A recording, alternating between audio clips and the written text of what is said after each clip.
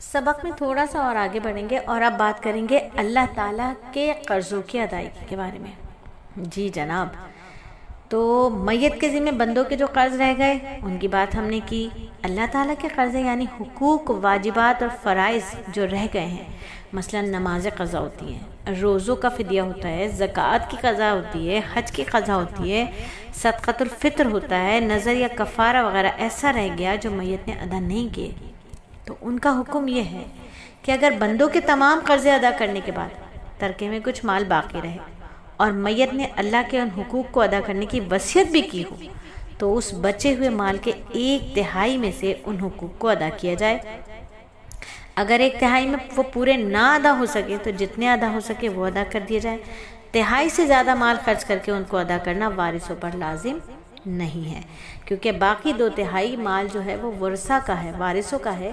تو اب عاقل اور بالغ وارثوں کو اختیار ہے، چاہیں تو اپنے اپنے حصے میں سے مال میں سے خرچ کر کے ان باقی حقوق کو بھی ادا کر دیں اور میت کے آخرت کے مواقع سے بچائیں اور خود بھی ثواب کمائیں، لیکن یاد رہے کہ مجنون اور نابالغ وارثوں کا حصہ اس میں خرچ کرنا بالکل بھی جائز نہیں ہے، اگرچہ کہ وہ بخوشی اجازت بھی دے دیں پھر بھی جائز نہیں ہے۔ ہاں، جب وہ بالغ ہو جائیں گے، مجنون ٹھیک ہو جائے گا، تب اس سے پوچھ کر بات کر لی جائے گی، اور چاہیں تو باقی 2/3 مال سب ورثہ شرعی حصوں کے مطابق آپس میں تقسیم کر لیں، اور اس صورت میں اللہ تعالیٰ کے جو حقوق ادا ہونے سے رہ گئے ان کی ذمہ داری میت پر ہوگی، وارثوں سے اس کے متعلق کچھ نہیں پوچھا جائے گا۔ اسی طرح اگر وہ 1/3 مال اتنا ہو کہ اللہ تعالیٰ کے سب حقوق اس سے ادا ہو سکتے ہوں، لیکن مرنے والے نے صرف بعض حقوق ادا کرنے کی وصیت کی اور باقی حقوق کی نہیں کی، یا آپ نے اتنے کم مال کی وصیت کی کہ اس سے سب حقوق ادا نہیں ہو سکتے،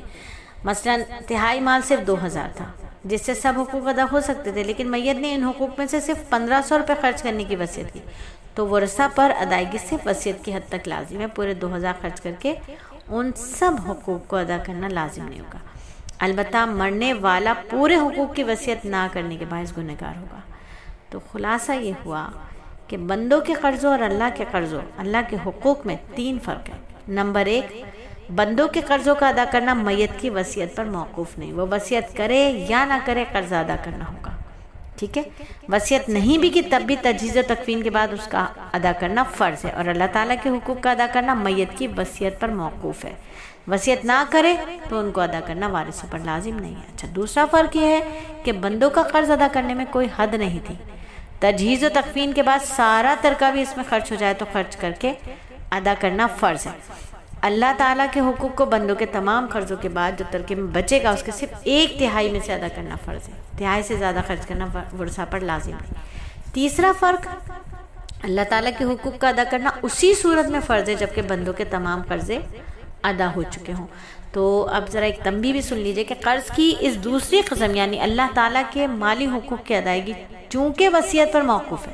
میت نے وصیت نہیں کی ہو تو ادائیگی لازم نہیں، اس لیے ہم اس کو وصیت کے بیان میں انشاءاللہ دوبارہ ذکر کریں گے، اور وہاں نمازیں، روزوں کی فدیہ اور دیگر حقوق اللہ کی مقداریں بھی بیان کی جائیں گی، کس مقدار سے فدیہ دیا جائے گا، نماز کا یا روزوں کا، انشاءاللہ اگلے اسباق میں ہم ان پر بات کریں گے۔ اجازت دیجیے، دعاؤں میں بہت یاد رکھیے گا، زندگی بخیر، انشاءاللہ اسی حلقے میں آپ سے ملاقات ہوگی بروز بدھ۔